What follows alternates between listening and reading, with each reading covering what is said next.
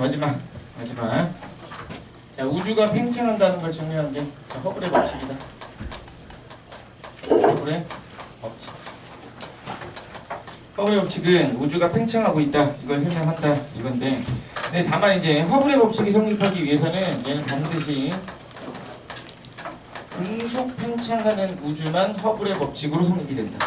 팽창 속도가 바뀌면 허블의 법칙을 쓸 수가 없고, 팽창 속도가 바뀌는 우주에는 쓸 수가 없고, 일정한 속도로 등속 팽창하는 우주에만 쓴다. 그래서 허블의 법칙은 그래프를 보면 자, 멀어지는 속도, 그러니까 시선 속도인데 얘는 다가오는 게 없기 때문에 여기서는 시선 속도라고 안 하고 후퇴 속도라고 할 거야. 그래서 후퇴 속도가 거리에 따라서 보니까 이런 형태의 그래프를 갖는다고 얘기를 하잖아. 이런 형태의 그래프. 즉 멀어지는 속도와 거리가 비례한다. 즉 멀리 있는 애는 빨리 멀어지고 가까이 있는 애는 느리게 멀어진다. 이 얘기야. 근데 만약에 은하들이 자체적으로 멀어지는 거라면, 은하들이 자체적으로 거리가 멀어지는 거라면 가까이 있는 애가 빨리 멀어질 수도 있어야 되고 멀리 있는 애가 느리게 멀어질 수도 있어야 돼. 근데 가까이 있는 건 느리고 멀리 있는 건 빨리 멀어지려면 이거밖에 안 된다는 거야. 이렇게 풍선이 하나 있고 이렇게 풍선이 있을 때 여기다 점을 찍어 놓은 거지. A, B, C 이렇게 점을 찍어 놨다고 치자. 그런데 이 은하들의 위치는 변하지 않는 상태에서 풍선을 부는 거지 얘가 공간이 이렇게 커진단 말이야. 이렇게 커지면 이게 등속 팽창이라 했으니까 팽창 비율이 모든 지점이 다 똑같아. 그러면 내가 쳐다보는 곳에서 가까이 있는 건 이 비율에 따라 요만큼 멀어지고 얘는 이만큼 멀어지고 얘는 이만큼 멀어지게 될 거다 이거지. 그러면 공간이 커지는 거라면 멀리 있는 게 빨리 멀어지고 가까이 있는 게 느리게 멀어지는 게 성립이 된다 이거야. 그러니까 은하 자체가 멀어지는 게 아니라 공간이 커졌구나. 즉 우주가 팽창했구나 이거야. 근데 여기를 좀 확대해서 보면 만약에 A가 있었고 B가 있었고 C가 있었다고 칠게. 여기 거리가 1이었고 여기 거리가 2였다고 칠게. 이 거리가 2였다고 치자. 근데 얘가 팽창을 해서 A가 1로 갔고 B가 1로 갔고 C가 1로 갔다고 쳐. 그럼 여기가 A가 있고 여기에 B가 있고 여기에 C가 있다고 치자. 팽창해서. 그랬더니 이 거리가 2가 됐대. 2가 됐대. 그럼 요 거리는 얼마가 되는데? 4가 되는다. 4가. 즉 팽창하는 크기 자체는 C가 더 커졌지 얘는 2가 커졌고 얘는 1이 커졌으니까. 하지만 팽창률은 얘도 2배고 얘도 2배지. 이건 똑같아야 된다. 허블의 법칙에서는. 등속 팽창이기 때문에 이런 얘기를 한다 이거야. 두 번째, 은하가 A 은하가 있고 B 은하가 있고 C 은하가 이렇게 있는데 A에서 봤더니 얘가 10으로 단위밖에 10이고 얘가 20으로 멀어졌다 이거야. 근데 다시 은하가 똑같은 은하가 있는데 내가 B에서 봤더니 얘도 10으로 멀어지고 얘도 10으로 멀어졌다 이거지. 자 다시 내가 C에 가서 봤더니 얘가 10으로 멀어지고 얘가 20으로 멀어졌대. 이 말은 어디서 보든 다 똑같이 멀어지고 있대. 어디서 보든 다 똑같이 멀어지고 있다는 얘기는 팽창의 중심이 존재하지 않는다는 걸 의미해. 만약에 팽창의 중심이 있었다면 중심이랑 가까운 쪽에 가면 걔는 팽창을 안 할 거니까 속도에 변화가 나타났어야 되는데 다 똑같이 멀어진다는 건 팽창의 중심은 없겠구나 이거라고. 그럼 이걸 어떻게 찾았나요? 이거를 궁금해하면 안 돼. 그냥 우린 찾은 결과만 놓고 생각을 해야 된다고. 그냥 과학자가 찾았더니 이렇게 된다는 결론을 냈다고. 그러면 자 다시 볼게요. 그럼 이 그래프에 기울기가 의미하는 게 거리에 대해서 멀어지는 속도잖아. 근데 거리에 대해서 얘가 멀어지는 이유가 뭐 때문이라고? 우주가 팽창하기 때문이라 했잖아. 근데 이걸 이제 허블이 발견했으니까 이걸 허블 상수라고 집어넣고 그럼 이 허블 상수의 크기가 결국에는 팽창 속도에 비례하는 관계를 갖게 된다 이거야. 즉 허블 상수가 크면 팽창 속도가 빠른 거고 허블 상수가 작으면 팽창 속도가 늦었다 이거야. 상점 이제 생각해봐. 자, 현재 우주 크기가 10이라고 가정할게. 근데 우주의 팽창 속도가 2였어. 2였다고. 그러면 현재의 크기까지 되는데 시간이 뭐 예를 들면 년이라고 치면 5년이 걸린 거지. 근데 팽창 속도가 만약에 5였어. 그럼 현재까지 팽창하는데 걸리는 시간이 2년 걸렸지. 그럼 팽창 속도가 크면 우주 나이가 어리네. 팽창 속도가 작으면 우주 나이가 많지. 자, 바꿔서 허블 상수가 크면 우주 나이가 어린 거고 허블 상수가 작으면 우주 나이가 많은 거지. 그래서 우주의 나이 T는 허블 상수의 역수로 구했다 이거지. 우주의 나이는 허블 상수의 역수로 구할 수 있었다 이거라고. 자, 두 번째 두 번째, 가정을 하는데 우주는 구형이고 지구가 우주의 중심에 있다고 가정을 하면, 우주는 구형이었고 지구가 우주의 중심에 있었다고 가정을 하면, 우주가 이만한데 이렇게 동그랗게 돼 있는데 지구가 여기 있었다고. 그러면 우주 반지름이 R이란 말이야. 그럼 지구에서 봤을 때 여기 끝지점, 요 끝지점이 우리가 볼 수 있는 우주의 끝지점이래. 그 말은 멀수록 후퇴 속도가 빨라진다고 했으니까 내가 볼 수 있는 우주의 끝지점은 어떤 속도로 멀어져야 돼? 빛의 속도로 멀어져야 되지. 여기는 빛의 속도로 멀어져야 돼. 그치? 그럼 이렇게 빛의 속도로 멀어지는 우주의 끝지점, 여기를 우주의 지평선이라고 부른다. 우주의 지평선. 다른 말로 관측 가능한 우주라고 부르겠다 이거야. 관측 가능한 우주. 그럼 허블의 법칙 쓰니까 C는 HR이잖아. 그럼 우주 반지름 R은 어떻게 된다? H분의 C로 구한다 이거지. 단 얘는 다 뭐야? 등속 팽창할 때만 성립이 된다. 등속 팽창할 때만. 자, 근데 이제 하나만 계산해 볼게.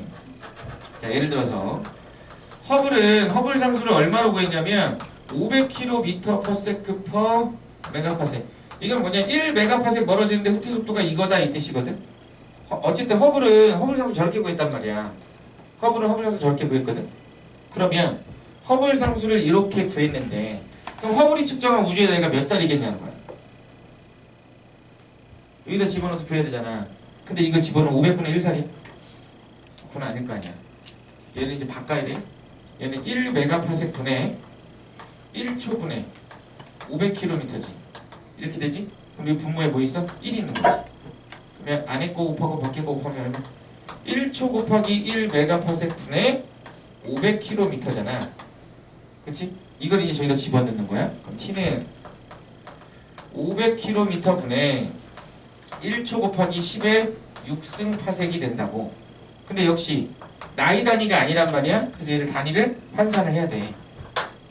그러면 자, 1파섹은 3.26 광년이었고 1광년은 3 곱하기 10의 5승 빛의 속도로 얼마 동안? 1년 동안 가는 거리라고 그랬지? 이걸 집어넣으면 년이 튀어나오네. 몇 살인지?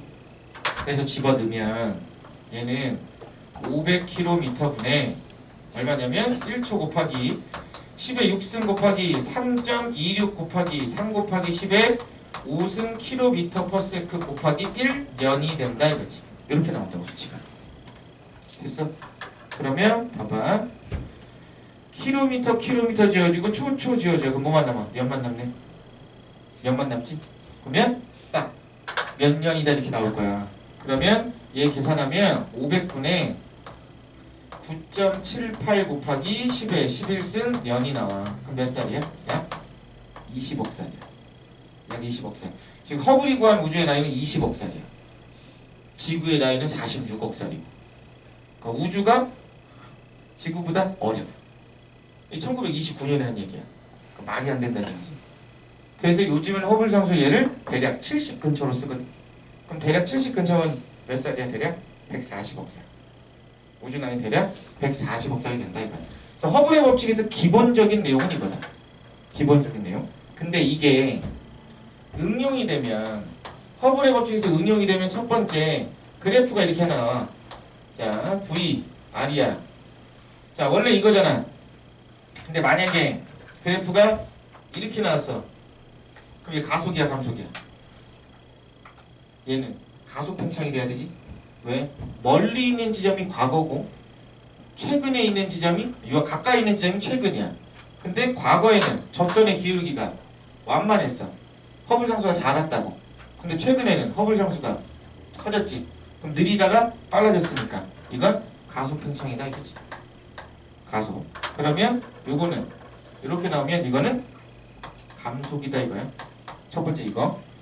자, 두 번째는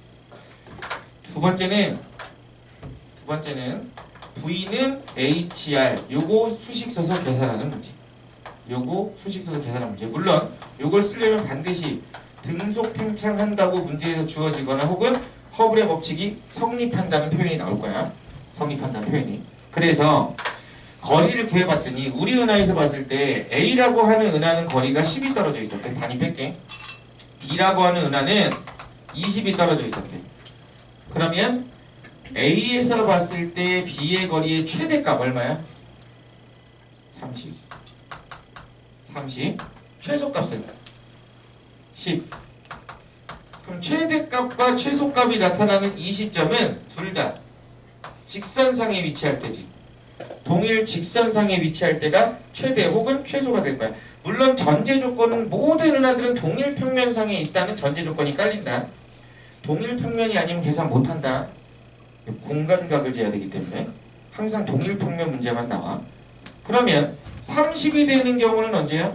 내 기준으로 서로 반대 방향에 위치할 때고 10이 되는 경우는 나랑 내가 쳐다보는 같은 방향에 위치할 때지. 그럼 이 둘의 사이 값이 나올 때는 나 일직선상은 아니라는 거잖아.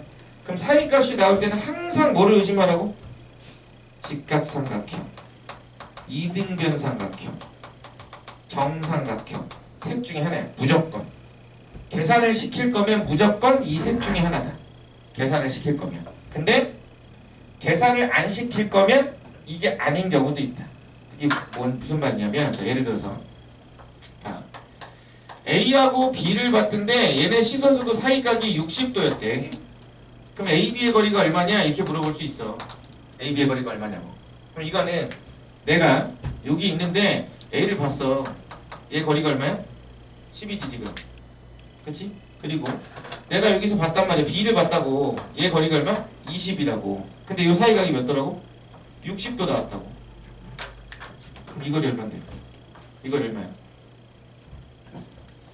10루트 3이지? 이렇게 구하는 경우 하나. 이렇게 구하는 경우 하나. 두 번째.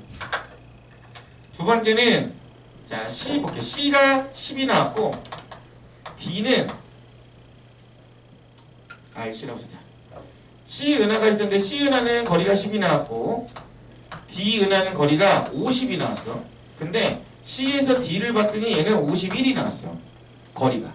그 문제에서 물어봐.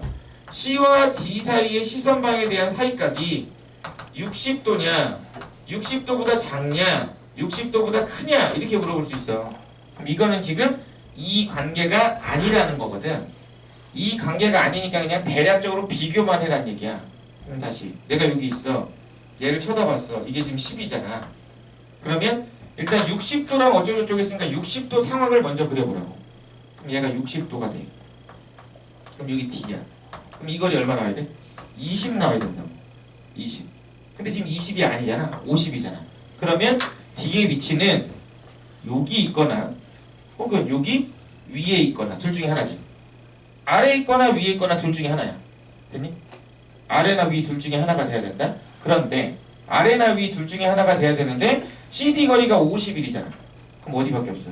여기밖에 없네. 그럼 이 사이각은 60도보다 어떻다? 크다. 이 기출 문제잖아. 이거를 미친아이처럼 수학적으로 막 풀어내고 이 짓 하면 안 된다? 이거 그냥 대략적으로 크냐 작냐를 확인하는 거지 너 수학 잘하니? 이걸 물어본 게 아니라고. 그러니까 이걸 비교할 때도 역장이 마찬가지야. 직각삼각형을 만든다고 일단은. 만들어 놓고 거기에 안 맞으면 거기서 조절하면 돼.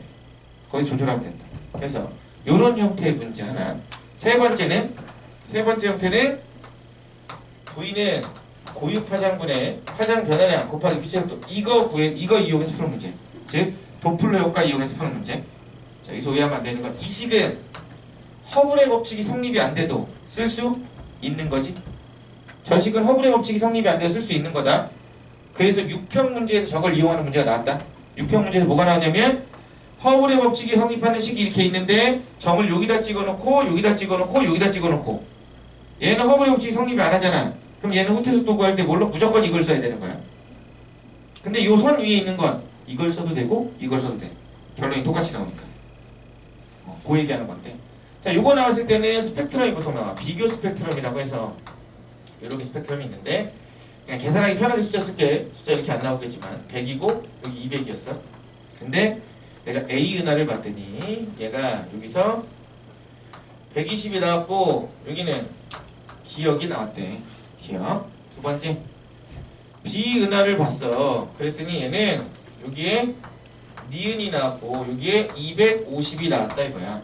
그럼 니은 뭐 기억 마이너스 니은 얼마니? 뭐 니은 마이너스 기억은 얼마니? 뭐 절대값 씌워놓고 이제 그런 걸 물어본단 말이지. 그러면 A의 후퇴 속도는 얼마? 100분의 100 마이너스 120이니까 20 곱하기 C지. 근데 얘는 이걸로 구해도 결론은 똑같이 나와야 되잖아. 그러면 200분의 기억 마이너스 200 곱하기 C하고 같은 수치가 나와야 된다 이거지. 그럼 얘가 5분의 1이니까 얘 얼마? 240 나오겠네. 똑같이 B는 100분의 니은 마이너스 100 곱하기 C하고 누구하고 200분의 250 마이너스 200 곱하기 C하고 같은 값이 나와야 되지. 그럼 4분의 1이니까 얘 얼마? 125가 나오겠다. 뭐 이런 얘기야. 그런데 자 봐. 얘네들이 20 차이 났잖아. 그렇지? 얘네들이 20 차이 나서 그럼 얘네들의 차이는 무조건 얼마보다 커야 돼? 20보다는 무조건 커야 되지. 분모가 커졌으니까. 됐니? 자, 얘네들의 차이가 얼마가 났어? 얘네들의 차이가 50 났잖아. 그럼 얘네들의 차이는 무조건 얼마? 50보다는 작아야 된다 이거라고. 그래서 계산하지 않아도 나오게 되는 경우가 있어. 그리고 조금 더 계산을 많이 시킬 경우에는 어떤 경우가 있냐면 람다 제로분의 델타 람다 이게 풀었으면 람다 제로분의 람다 마이너스 람다 제로잖아. 이걸 기호 Z라고 표기한다고. 이걸 적색 편의량이라 그래. 적색 편의량이라고 부른다고. 그래서 이걸 Z에 대해서 정리해놓고 푸는 문제가 나온다고. Z가 뭐 0.13, 0.08 이렇게 주어지면 수특이 있다. 요거 정리해서 푸는 문제가. 그래서 Z 람다 제로 플러스 람다 제로는 람다니까 결국 관측하자는 람다는 얼마? 람다 제로 플러스 Z 플러스 1 이렇게 놓고 풀어야 계산이 간단해져서 금방 풀 수 있는 문제들이 간혹 있어. 이렇게 안 하고 이렇게 요거 그냥 다 때려 넣어도 문제는 풀려. 하지만 그렇게 풀면 시간이 부족해져 이제. 종친다. 그러니까 요 식당과 생각을 하고 있어야 돼. 적색 편의량이 주어지면 아 이걸 바꿔야 이 문제가 효율적인가 이걸 생각을 해봐야 된다. 바꾸지 않아도 되면 안 바꿔도 되는데 바꿔야만 하는 상황이면 바꿔 생각했다. 근데 조심해야 하는 건 그럼 후퇴 속도랑 비례하는 게 파장 변화량이니? 아니야. 근데 일반적으로는 후퇴 속도랑 파장 변화량이 비례한다고 놓고 문제를 풀거든? 그건 전제 조건이 깔린 거지. 고유 파장이 같다고 했을 때. 고유 파장이 같다는 얘기가 없으면 얘하고 비례한다고 놓고 문제 풀면 안 돼. 얘하고는 누구하고 비례하는 거야? 얘하고 비례하는 건 고유 파장분의 파장 변화량이 비례하는 거야. 얘하고 비례하는 건. 근데 얘가 만약에 똑같이 나왔다면 둘이 비례한다고 해도 되겠지. 근데 얘가 똑같다는 얘기가 없으면 비례한다고 하면 안 된다 이거라고. 됐어? 그렇게 푸는 형태. 그러니까 허글의 법칙에서는 이렇게 계산하는 형태들의 문제가 나온다. 계산하는 게. 자, 그러면 이제 우주는 팽창을 했어. 팽창은 결론이 났어. 이제 그 다음이 팽창 우주론이야. 팽창하는 우주에 대한 생각을 한다. 팽창하는 우주에 대한. 근데 여기서 말하는 팽창 우주는 다 무슨 팽창이야? 허블의 법칙이 성립하니까 싹 다 등속 팽창이야. 아직까지는 등속 팽창이야. 등속 팽창. 자, 그럼 이 팽창 우주론이 크게 두 개로 갈린다고. 빅뱅. 다른 말로 대폭발설. 그리고 정상 우주론. 얘는 연속 창조설이라고 한다고. 연속 창조설. 이렇게 나와. 빅뱅은 르메르트 가모프, 얘는 본디, 골드, 호일 이런 애들이 주장해. 근데 역시나 이것도 호일이 제일 유명했어. 이때 당시. 그래서 얘 말을 믿었다고. 하지만 실제로는 얘가 맞았지. 그럼 얘네들의 차이는 뭐냐? 빅뱅은 우주가 한 점에 모여있다가 어느 순간에 빵 하고 딱 한 번 터졌대. 딱 한 번. 그러니까 한 번 터져서 이것저것 싹 만들어 놓고 더 이상 만든 게 없어. 그 말은 우주의 질량은 일정했다고. 한 번 만들어지고 난 다음에는 우주의 질량 변화가 없었다는 거지. 근데 정상 우주론은 아니래. 우주의 시작과 끝은 알 수 없대. 그래서 우주는 지속적으로 폭발을 하고 있대. 즉 우주의 질량은 계속 증가하고 있대. 얘네들의 공통점은 우주의 부피가 팽창하는 거야. 부피가 팽창하는데 얘는 질량이 일정한 상황이라고. 그럼 얘는 우주 공간의 밀도가 당연히 감소해야 되지. 공간은 넓어지는데 질량은 그대로니까. 그럼 밀도가 감소해. 늘어나는 건 없는데 공간이 넓어져. 그럼 이 사이야. 이 안에 온도는 낮아져야겠네. 온도가 하강하게 된다. 이거. 우주의 온도는 낮아진다. 근데 얘는 공간이 넓어지는 것만큼 새로운 것들이 계속 만들어지고 있다고. 그러니까 우주의 온도는, 우주의 밀도는 일정하게 유지되는 거고 우주의 온도 역시 일정하게 유지될 것이다 이거야. 그래서 모형으로 얘기할 때는 빅뱅은 어떻게 나오냐면 우주 공간이 이렇게 있어. 근데 초반에 예를 들어서 은하가 3개만 만들어졌다고 치자고. 그럼 우주 공간이 이렇게 커졌잖아. 우주가 이렇게 커졌다고. 커져도 은하는 딸랑 3개밖에 없대. 이렇게 나오는 게 빅뱅 우주론의 모형이고, 정상 우주론은 우주 공간이 이렇게 있었는데 은하가 이렇게 3개가 있었대. 그러면 우주 공간이 이렇게 커졌잖아. 자, 그럼 여기서 하나. 그럼 정상 우주론은 적색편이 관측돼야 돼. 돼야 된다. 왜? 아, 얘도 허블의 법칙에 의해서 나타났다고. 그럼 당연히 적색편이는 있어야 돼. 됐니? 두 번째, 정상우주론은 퀘이사가 설명이 되니 안 되니? 안 된다. 왜? 퀘이사는 지금 현재 우주 초창기에 만들어진 퀘이사만 발견이 된다. 근데 정상우주론은 뭐라 그랬어? 계속 생긴다 그랬어. 그럼 지금 만들어진 퀘이사도 있어야 돼. 근데 그게 관측은 안 돼. 그래서 정상우주론으로 퀘이사는 설명 못 해. 하지만 얘는 허블의 법칙은 설명이 돼야 돼. 즉 원래 있던 은하끼리는 멀어지는 게 맞아. 원래 있던 은하들끼리는 멀어지는데 은하들 사이의 공간을 채우기 위해서 새로운 은하가 생겨서 이 사이를 채웠다고.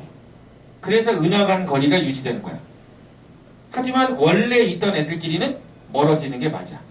그러면 자, 빅뱅이 맞다는 걸 증명하려면 우주의 질량이 일정하다는 걸 증명하면 되지.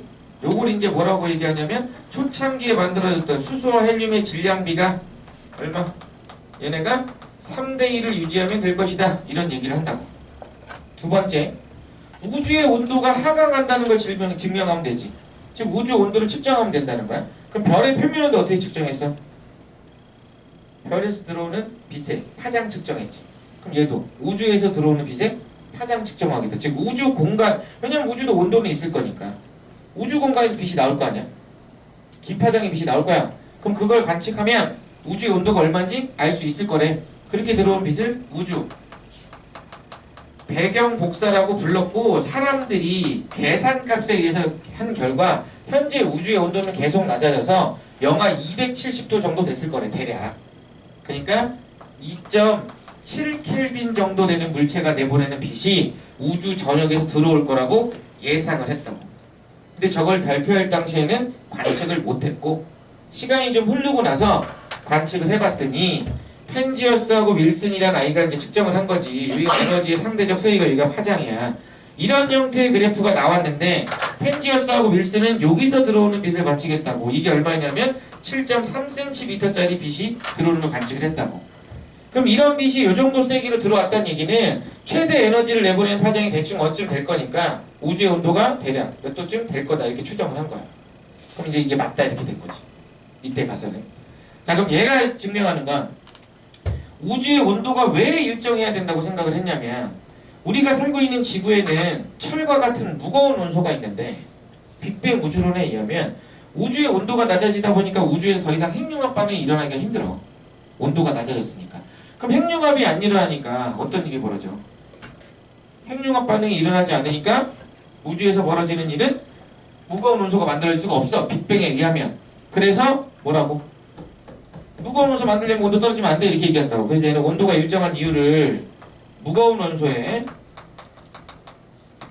생성을 설명하기 위해서 이렇게 표현한단 말이야. 근데 이때는 몰랐지만 시간이 지나고 나서 알지. 시간이 지나고 나서 무거운 원소는 어디서 만들어진다? 별의 진화 과정에서 만들어진다는 걸 알게 돼. 얘는 추후에는 별의 진화 과정에서 만들어진다는 걸 알겠지만 이때 당시에는 몰랐으니까 이렇게 얘기를 했고, 이게 더 그럴듯해 보였다고. 하지만 결론적으로 얘가 맞았다. 그럼 자, 여기서 자, 우주에서 수소와 헬륨의 질량비가 그럼 3대1로 유지된다는 거잖아. 그럼 수소하고 헬륨의 질량비가 3대1로 유지된다는 얘기는 우주 공간에서 별이 핵융합 반응하면 수소를 쓰잖아. 그래 헬륨을 만들어. 그리고 다른 원소들도 만들어내잖아. 근데 이 질량비가 왜 안 변하니? 별이 계속 만들어내고 있거든? 근데 이 질량비가 안 변한대. 그거는 별이 만들어내는 원소의 양은 우주에 존재하고 있는 원소의 양이랑 비교하면 0이야. 그건 없는 거야. 없는 거나 마찬가지야. 무시할 정도라고. 즉 내가 지구에서 차지하고 있는 질량 같은 거라고 생각하면 돼. 나는 지구에 차지하는 질량에 비하면 없는 거지. 내가 사라진다고 해서 지구의 질량이 감소한다고 표현하지 않는다고. 그러니까 별들이 만드는 원소의 양은 우주 공간을 차지하는 원소의 양에 비하면 그냥 0이야. 그러면 별로. 얘가 이겼다. 내가 이겼다 이거지. 그럼 이제 그 다음에 뭐가 나와? 빅뱅 우주론이 맞았구나. 빅뱅 우주론에 대한 얘기를 한다는 거지. 그래서 우주가 이렇게 한 점에 모여 있었는데 어떤 요인에 의해서 빵 하고 터졌어. 왜 터졌는지 몰라. 그냥 터졌어. 근데 얘는 어떤 속도로?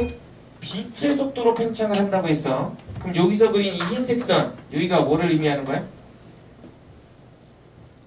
빛의 속도로 벌어지는 우주의 끝점을 뭐라고 한다고? 지평선. 이걸 우주의 지평선이라고 한다고. 지평선. 그럼 빅뱅에서는 두 번의 시간대를 외워야 돼. 첫 번째, 우주 폭발하고 3분 됐을 때. 우주가 폭발하고 3분이 되면 우주 공간에서 헬륨 원자핵이 만들어진다. 헬륨 원자핵이 만들어진다. 그래서 이때부터 수소하고 헬륨의 질량비가 얼마? 3대 1을 유지해서 쭉 온다 이거야. 이때. 근데 이게 만들어질 때 실제로 우주 공간에는 처음에는 양성자하고 중성자가 1대1의 비율을 갖고 있었거든. 근데 우주의 온도가 높다 보니까 양성자랑 중성자가 붕괴하기 시작해. 근데 양성자는 붕괴하면 중성자가 나오고 중성자는 붕괴하면 양성자가 나와. 근데 양성자가 중성자보다 안정했던 거야. 그러니까 결과적으로는 나중에 중성자만 붕괴하게 돼. 그래서 얘네들의 비율이 7대1이 되는 순간이 나타나. 즉 양성자가 하나, 둘, 셋, 넷, 다섯, 여섯, 7개. 그리고 중성자 1개. 다시 하나, 둘, 셋, 넷, 다섯, 여섯, 7개. 그리고 중성자 1개. 이렇게 되는 상황이 나타난다고. 그럼 이렇게 됐을 때 어떤 일이 벌어지냐? 얘네가 서로 만나서 헬륨 원자핵을 만든 거야. 그리고 얘네가 남아있다고. 그럼 양성자하고 헬륨 원자핵이 개수비가 몇 대 몇이야? 개수비가 12개랑 1개지. 12대 1이 돼. 근데 헬륨이 양성자보다 질량 몇 배 커? 4배 크네. 근데 양성자랑 같은 말이 수소 원자핵이잖아. 그래서 얘네들 질량비가 3대 1을 이루었다 이거야. 이게 우주 폭발하고 3분 됐을 때다 이거야.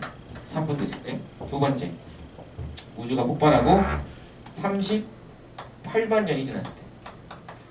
우주가 폭발하고 38만 년이 지나면 우주의 온도가 3000도로 떨어져. 3000 켈빈으로. 그러면 전자들이 온도가 높을 때는 에너지가 커서 막 돌아다니고 있었는데 온도가 낮아지다 보니까 전자들이 이때 만들어져 있는 수소 원자핵이랑 헬륨 원자핵한테 잡혀. 그래서 우주 공간에서 원자가 만들어져. 원자가 이때 만들어져.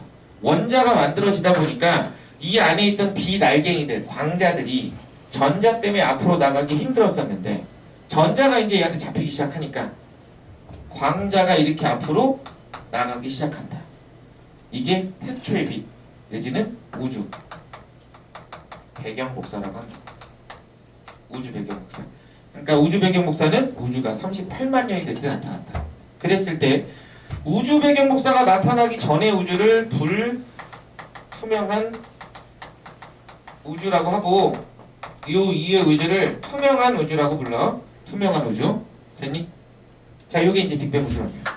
근데 빅뱅 우주론이 이렇게 발표가 됐는데 이제 문제가 발생을 해. 수많은 문제가 있는데 크게 3개를 얘기한다. 3가지 문제가 발생하는데 첫 번째, 자기홀극 문제가 발생한다. 이건 뭐냐면 한 점에 있다가 빵 하고 터져서 빅뱅이 일어났을 때 자석은 원래 N극과 S극이 항상 공존하고 있단 말이야. 한쪽이 N극이면 반드시 다른 쪽은 S극인데 빅뱅이 일어났을 때 우주 공간에 N극만 갖고 있거나 S극만 갖고 있는 입자들이 많이 생겼대. 그렇게 주장을 했단 말이야. 그런데 한 개도 발견이 안 돼. 그러니까 이걸 설명을 못 한다는 거야. 두 번째, 우주의 평탄성인데 우주가 평탄하다는 얘기는 거의 팽창을 안 하는 것처럼 보인다는 얘기야. 근데 얘는 뭐라고 했어? 빛의 속도로 팽창한다 그랬거든? 그럼 안 맞아. 관측을 하면 팽창을 안 하는 것처럼 보이는데 실제로 빛의 속도로 팽창한다고 했으니까 이게 앞뒤가 안 맞는다는 거야. 세 번째, 지평선 문제라 그래. 지평선 문제는 이거잖아. 지평선. 이게 뭐냐면 우주 공간을 관측하니까 우주 공간의 온도는 거의 일정했어. 우주의 온도는 거의 일정하게 나타나고 있었대. 거의 일정하게 나타나고 있었다는 얘기는 우주가 열평형 상태가 됐다는 얘기고, 열평형 상태가 됐다는 얘기는 양쪽이 상호작용을 해서 온도를 맞췄다는 얘기야. 그럼 물질들이 서로 상호작용을 했었어야 돼. 온도가 같으려면. 그래서 예를 들어서 보는 거야. 만약에 자, 요 시점이 우주가 폭발한 지 1억 년이 된 시점이라고 가정을 하자고. 난 여기 살고 있고. 그러면 이 지점에 있는 빛이 나한테 오는데 시간이 얼마 걸려요? 빛의 속도로 1억 년 동안 간 거잖아. 그럼 빛의 속도로 오면 1억 년이 걸리겠지. 물론 1억 년 조금 더 걸리겠지. 왜 오는 동안 우주 팽창할 거니까. 자, 여기 있는 애도 나한테 오는데 얼마 걸려? 1억 년이 걸려. 그러면 여기 있는 애가 여기까지 가는데 얼마 걸려? 2억 년 걸리지. 그럼 절대 못 가지. 우주 나이가 1억 살인데 끝까지 가려면 2억이 돼야 돼. 그럼 양쪽은 물질의 상호작용 자체가 불가능하다고. 이걸 지평선 문제라고 한다고. 그래서 이 문제점을 보완하기 위해서 추가적인 우주론이 나온다. 자, 여기서 그럼 빅뱅은 1단원으로 치면 탕구조론이야? 틀린 게 아니야. 부족한 거야. 그럼 이제 급팽창 우주론 설명하잖아. 급팽창 우주론은 플룸 구조론이야. 추가적으로 얘기를 조금 더 설명을 할 수 있는 것 뿐이야. 됐니? 자, 지울 거니까 찍어야 되면 잠깐 찍어.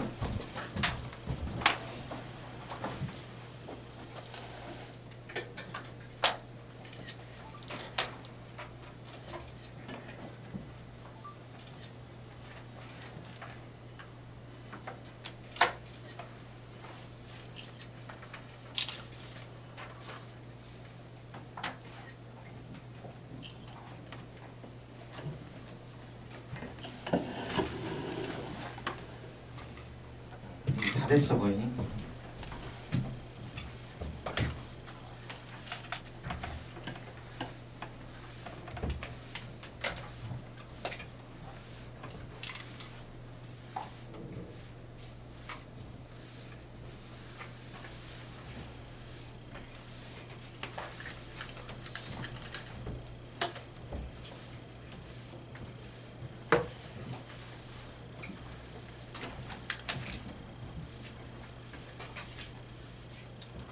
자,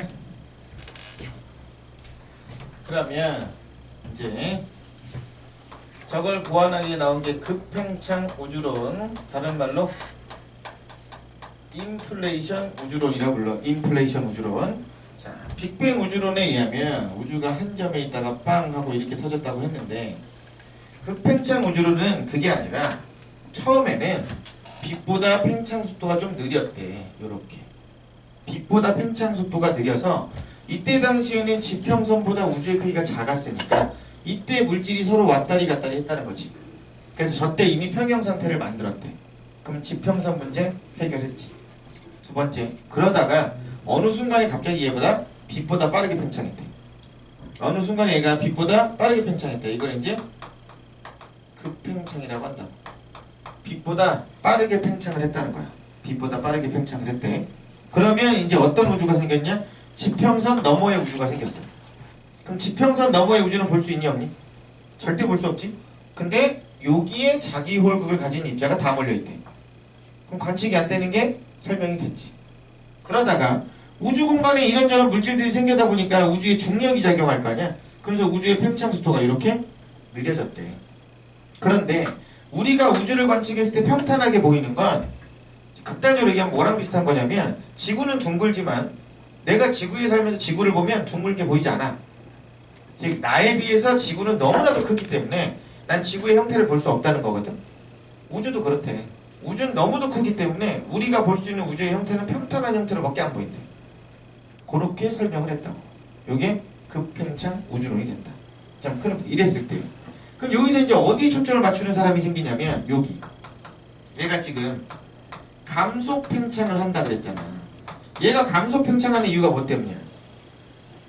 요 사이에 생긴 물질들이 작용하는 중력 때문이지. 즉 물질들의 작용 때문에, 즉 중력이 작용하다 보니까 우주의 팽창 속도가 느려진다는 거야.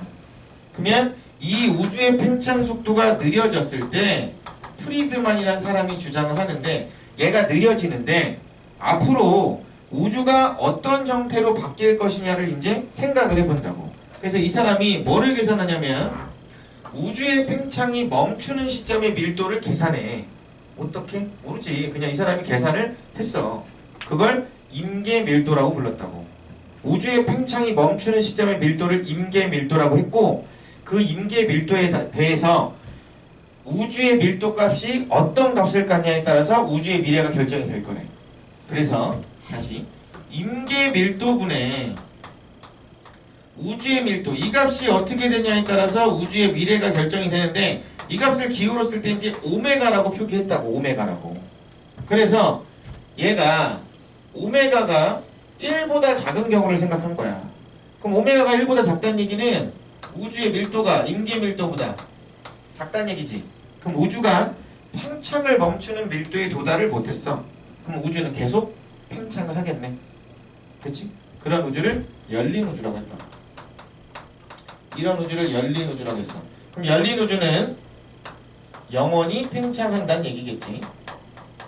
우주는 지속적으로 계속 팽창을 할 거란 얘기야. 영원히 팽창을 한대. 근데 이렇게 영원히 팽창하는 우주는 곡률이 음의 곡률을 갖는데, 그래서 우주 모양이 말 안장 모양이래. 이제 여기가 골 때리는 거야. 이게 왠지를 모르겠다고. 근데 그냥 저렇게 된다고 주장을 했어, 저 사람이. 그럼 우리는 그냥 열린 우주가 되면 저렇게 되는구나, 이렇게 받아들일 수밖에 없다. 자, 두 번째, 오메가가 1이 되는 우주도 있을 거 아니야. 즉 우주의 밀도하고 임계 밀도가 같아졌어. 팽창을 멈추는 밀도에 도달해 버렸다고. 이런 형태의 우주를 평탄한 우주라고 불렀다. 이런 우주를 평탄한 우주라고 불렀고, 평탄한 우주는 곡률이 0이래. 그래서 우주 모양은 평면이래. 근데 얘는 팽창이 0으로 수렴할 거래. 하지만 팽창이 멈추진 않을 거래. 수학으로 치면 리미트 n이 0으로 갈 때 그 얘기야. 0으로 가는 거지 0은 안 된다고. 얘도 멈출 건데 멈추지는 않는 표. 그래서 보통 영원히 팽창한다는 표현 잘 안 써요, 여기다가. 그래서 멈추진 않는데 멈출 거다 뭐 이런 거야. 자, 마지막 오메가가 1보다 클 때도 있다는 거지. 즉 우주의 밀도가 임계 밀도보다 커졌대. 팽창을 멈추는 밀도를 넘어섰다고. 그러면 이런 형태의 우주는 닫힌 우주라고 했고, 이 닫힌 우주가 됐을 때는 우주가 수축할 거래. 우주가 다시 수축할 거라는 거지. 우주가 수축을 한다는 얘기고, 그리고 곡률이 양의 곡률을 갖고 우주 모양은 공 모양이다 이거야.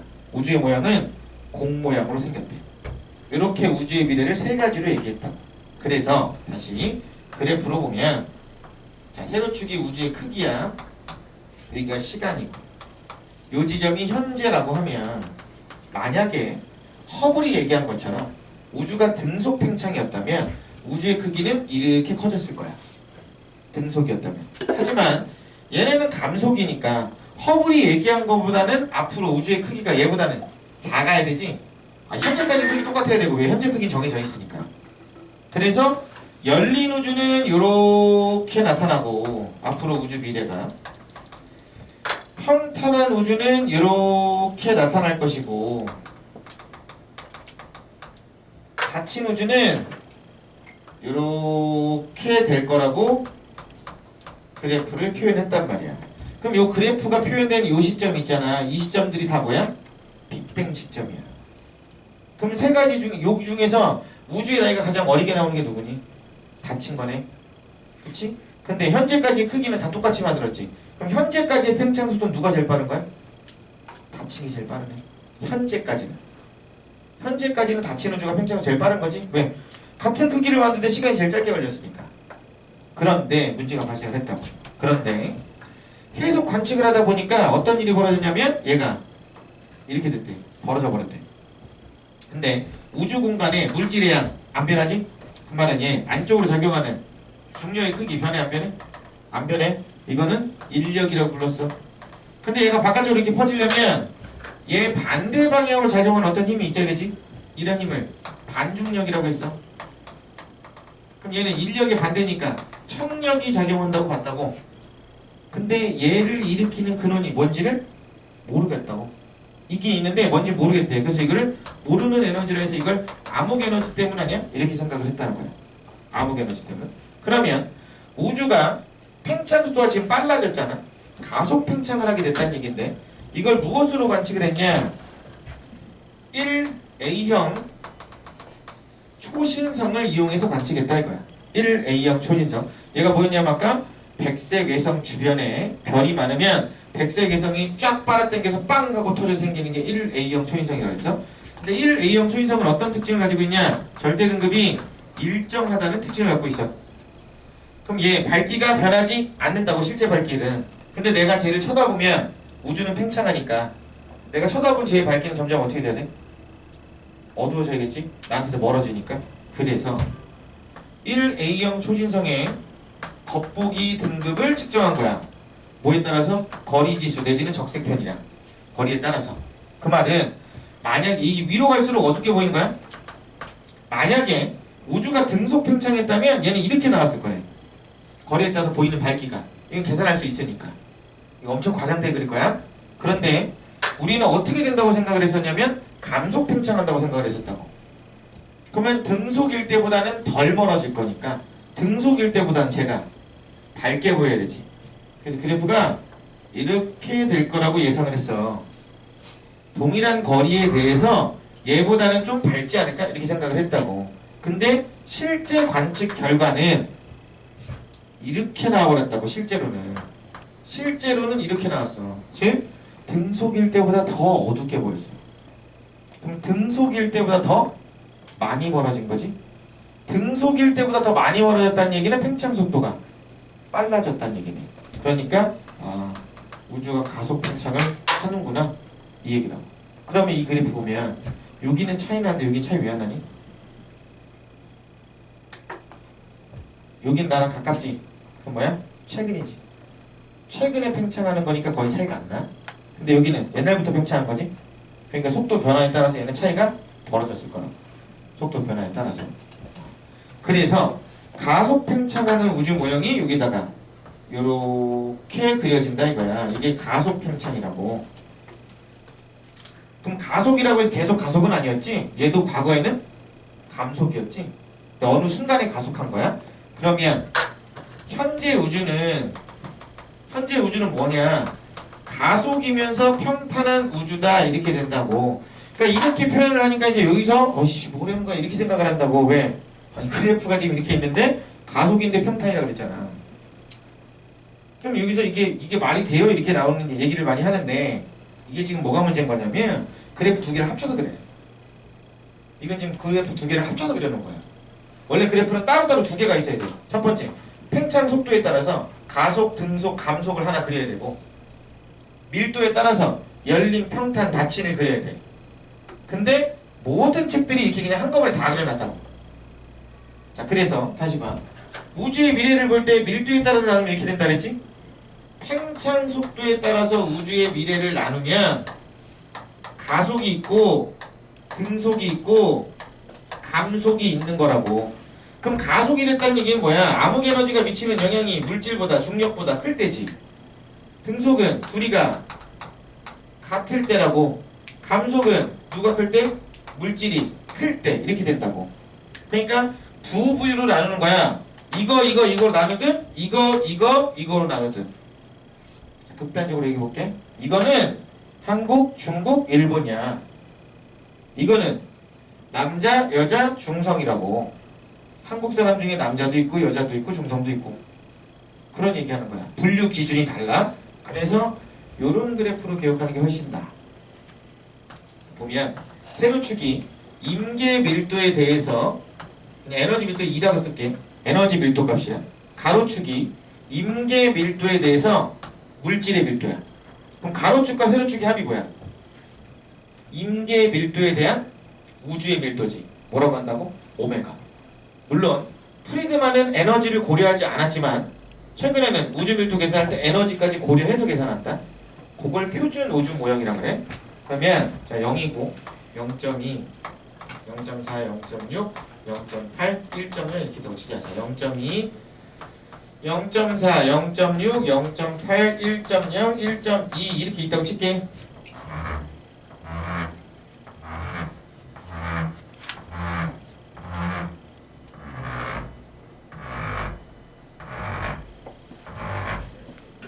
자 이렇게 있어. 자 그런데 자 1, 1, 1, 1, 1, 1이지 요 지점이. 그럼 요 선을 쭉 이었어. 그럼 얘는 오메가가 다 얼마? 1. 그럼 이 파란색 선상에 있으면 뭐야? 평탄한 우주. 얘 다 평탄한 우주지? 됐니? 자, 얘 좌측 하단에 있으면 오메가가 1보다 커잖아. 작잖아. 여기는 오메가 1보다 작은 데잖아. 무슨 우주? 열린 우주. 자, 우측 상단이면 오메가가 1보다 크잖아. 무슨 우주? 닫힌 우주. 됐어? 여기를 기준으로 열린 거, 닫힌 거, 평탄한 거. 자, 두 번째. 에너지하고 물질의 비인데 에너지는 물질보다 미치는 영향이 2배 커. 즉 얘네들이 같을 때는 1대2의 비율일 때 이때와 같아. 그럼 얘가 0.2일 때 0.4, 0.4일 때 0.8, 0.6일 때 1.2가 된다고. 자, 요거. 요 라인에 있을 때가 등속 팽창이 되는 거야. 요 라인에 있을 때가. 그러면 얘보다 좌측 상단이면 에너지가 더 많지. 가속. 우측 하단이면 감속이 된다 이거라고. 프리드만이 구한 건 여기야. 뭐 에너지 고려 안 하고 물질만 고려해서 열림, 평탄, 닫힘. 근데 현재 우주는 어디 있냐? 여기 있어. 현재는. 그럼 현재 우주는 뭐야? 가속인데 평탄한 거다 이거라고. 됐니? 여기 찍히면 등속인데 닫힌 거, 등속인데 평탄한 거, 등속인데 열린 거. 그러니까 이게 이해가 될 수가 없어. 왜? 등속 팽창인데 수축한 데잖아. 말이 이상하잖아. 근데 그렇다고. 그러니까 요거는 수치를 믿어야 된다. 주어진 수치를 보고 나서 앞으로의 우주의 미래가 뭘로 되겠구나 이렇게 판단해야 돼. 내 상식적인 선에서 이걸 판단하려고 하면 안 돼. 그냥 수치, 주어진 수치 보고 나서 아 무슨 우주구나 무슨 우주나 이렇게 판단해야 된다 이거라고. 됐니? 자 이제 마지막이다. 자 그러면 자 우주를 구성하고 있는 우주 구성 요소가 3개인 거야. 암흑 에너지가 있고 물질이 있어. 근데 이 물질이 갈려. 암흑 물질하고 보통 물질 이렇게 2개로 갈리거든. 이렇게 2개로 갈리는데 자 보통 물질 자 일단 암흑 에너지 뭐 가지고 확인했다고? 1A형 초신성 가지고 확인했다고. 1A형 초신성. 자 보통 물질은 얘는 그냥 우리가 아는 거야. 얘는 전자기파 가지고 확인했어. 전자기파 가지고. 그럼 암흑 물질을 뭐 가지고 확인했냐 이거거든. 암흑 물질. 자 암흑 물질의 존재를 확인하는 게 이제 이거지. 자 회전. 회전의 종류가 2개야. 강체가 있고 케플러 회전이 있어. 강체 회전이 있고 케플러 회전이 있는데 강체 회전은 밀도가 균일한 물체들이 하는 회전이 강체 회전이야. 밀도가 균일한 애들이 하는 회전. 케플러 회전은 질량이 중심에 집중되어 있는 애들이 하는 회전이 케플러 회전이다. 질량이 중심에 집중되어 있는 애들, 즉 밀도가 균일한 애들, 일반적으로 고체. 얘는 행성계야. 행성계. 그럼 봐라. 강체 회전은 이 마이크 회전 같은 거야. 얘가 이렇게 도는 거야. 이걸 강체 회전이라고 그래. 그럼 얘는 지금 안쪽과 바깥쪽에 한 바퀴 도는데 걸리는 시간이 똑같지. 근데 누가 크게 돌아? 바깥쪽이 크게 돌지?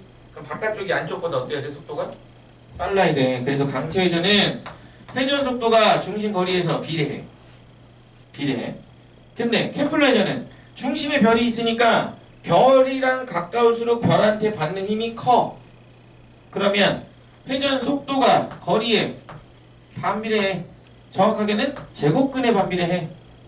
그래서 사람들이 전자기파를 이용해서 우리 은하에 있는 물질을 조사해 본 거야. 그랬더니 우리 은하는 물질이 죄다 중심에 몰려 있었대. 그럼 우리 은하는 무슨 회전을 해야 된다? 케플러 회전을 해야 된다. 근데 중심에 물질이 너무 몰려 있다 보니까 중심의 일부 지점까지는 밀도가 균일했대. 그래서 일부 지점까지는 강체 회전을 한 거야.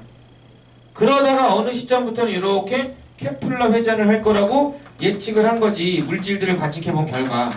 그런데 실제 관측을 했을 때는 이딴 식으로 나왔다고. 그래프가. 실제 관측을 했을 때는. 그 말은 예상한 거와 다르게 속도가 빨라졌단 말이야. 그럼 이 차이를 일으키는 무언가가 있다는 거잖아. 근데 빛을 아무리 쏴도 관측되는 게 없어. 그런데 그렇게 쏘다가 자세히 보니까 여기서 빛이 휘어져.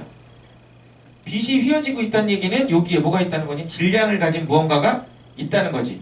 근데 그게 뭔지는 모르겠다고. 그래서 암흑 물질 때문에 이런 일이 벌어졌구나 이렇게 생각을 한다. 그래서 암흑 물질의 존재를 이렇게 확인한다. 자, 여기서 우주 공부할 때 절대 하면 안 되는 것 중에 하나가 뭐랬냐면 인터넷 검색이라 그랬어. 왜 인터넷 검색을 하면 안 되냐면 1A형 초이성 이 관측 결과가 성립되기 위해서는 일단 첫 번째 전제 조건이 필요해. 무조건 깔려야 되는 전제 조건. 그게 뭐야? 얘 절대 등급 일정이야. 얘가 밝기가 변하면 빨리 멀어져서 어두워진 건지 얘 자체가 어두워진 건지 구분을 할 수가 없다고. 근데 검색하다 보면 재수가 없으면 이제 뭘 찾게 되냐면 얘 절대 등급이 변한다는 논문을 찾게 될 수 있어. 그런 논문이 몇 번 발표가 됐거든. 근데 논문은 어디까지나 주장이다? 이론이 아니라 주장이야? 그거 네가 읽어버리면 답안 나오는 거야? 혹은 네가 질문했을 때 그거에 답변을 다는 애가 하필 그 교수 제자야. 그러면 나올 거야. 왜냐면 그게 연대에서 발표됐거든. 그리고 뭐 인하대에서 반대하는 논문을 또 다시 발표해서 병신아 맞아 이러고, 근데 거기서는 또 아니야 병신아 이렇게 막 서로 싸우고 있단 말이야. 그러니까 인터넷 검색하면 안 돼. 딱 교과서 위주로 봐요. 두 번째, 2년 전에 발표된 논문 중에 뭐가 있냐면 암흑물질의 존재 없이 우리 은하의 회전 속도를 설명할 수 있다는 논문이 하나 발표가 됐다. 그럼 또 너 인터넷 쳤다가 그거 보면 이거 없잖아. 그럼 이제 다 틀어진다. 이제 이거 없으면. 그러니까 아무것도 할 수가 없어. 혼란만 오고. 그러니까 여기는 인터넷 검색하지 말고 궁금하면 그냥 교과서 읽어. 그냥 딱 그게 다야. 그 이상으로 뭔가 하려고 하면 안 돼. 여기는 그 이상으로. 그러니까 질문에 근데 제 생각에는요. 아니 그 생각 하지 말라고. 네 생각에는 네가 그 짧은 시간에 이걸 다 뒤집어 버린다고? 이 이론을?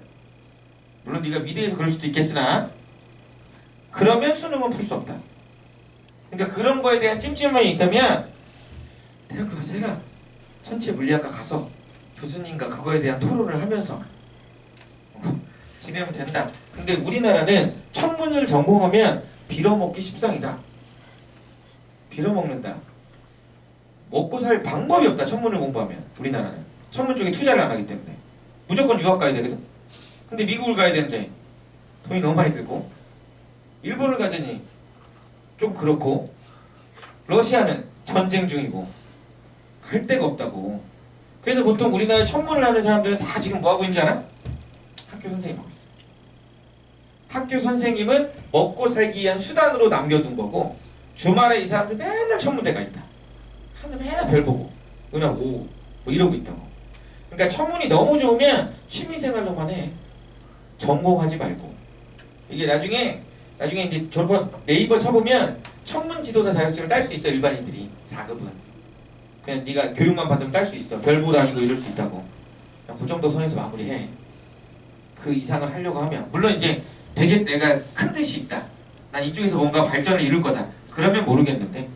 그런데 전제 조건은 뭐야? 네가 이래서 돈을 벌지 않아도 엄마 아빠가 지원해 줄 수 있다.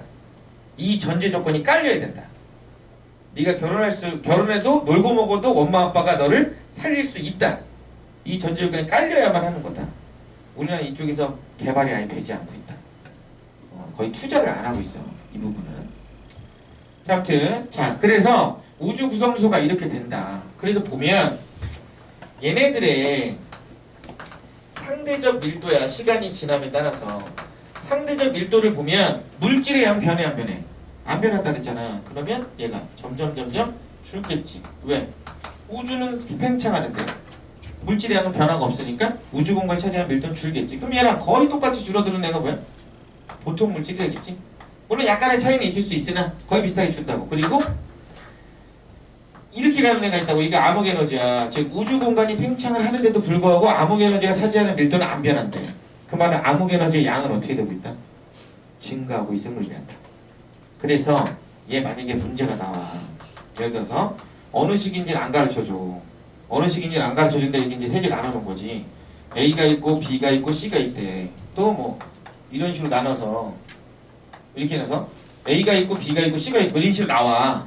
그러면서 여기가 누가 에너지고 누가 암흑물질이고 누가 보통물질 이렇게 물어보는 문제 나온단 말이야. 물론 현재는 알아야 돼. 현재는 암흑에너지 제일 많고 그 다음에 암흑물질이고 그 다음에 보통물질. 이건 알아야 돼. 현재 상황. 이건 알고 있어야 된다. 그러니까 현재는 가속팽창이겠지. 얘가 많으니까. 현재까지는 알고 있어야 되는데 이제 서로 모르는 두 시기가 나오잖아. 그럼 이걸 어떻게 짝지어서 확인해야 되냐면 두 개야. 첫 번째, 뭐가 됐든 간에 어느 시기든 상관없이 무조건 암흑물질은 보통물질보다 많아야 돼. 암흑물질은 보통물질보다 적을 수가 없어. 왜? 물질의 양은 변화가 없는데. 시작할 때 암흑물질이 많았다고. 그럼 암흑물질이 보통물질보다 양이 줄어든 경우는 있을 수가 없다는 얘기지. 이런 경우는 존재하지 않아. 그러니까 가정해놓고 넣었을 때. 두 번째, 물질의 양은 거의 변화가 없어. 그렇기 때문에 어느 시기든 상관없이 암흑물질분의 보통물질의 비율은 항상 일정하게 유지돼야 돼. 어느 시기든 상관없이. 이 비율값이 거의 변화가 없어. 거의 똑같이 나와야 돼. 이 조건을 만족해서 이걸 찾는 거야. ABC를. 저 조건을 만족하는 지점을 ABC를 가지고 찾게 됐다. 이거라고. 자, 그래. 그래서 4일 동안에 전 범위를 봤어. 아주 세세하게 보지는 못했지. 4일 동안에 보니까. 근데 전체적으로 지금 4일 동안에 정리하는 내용은 100%도 알아야 되는 내용이기 때문에 정확하게 정리를 다 해야 되고, 눈이 얘기하지만 이 4일 동안 정리한 내용이 헛된 시간이 되지 않기 위해서는 반드시 문제 풀어봐야 된다. 반드시 문제 풀어보고 했던 내용들 다시 반복하고 부족하다 싶은 건 다시 정리하는 이런 시간을 가져야 된다 이거라고. 4일 동안 고생 많이 했다. 여기까지.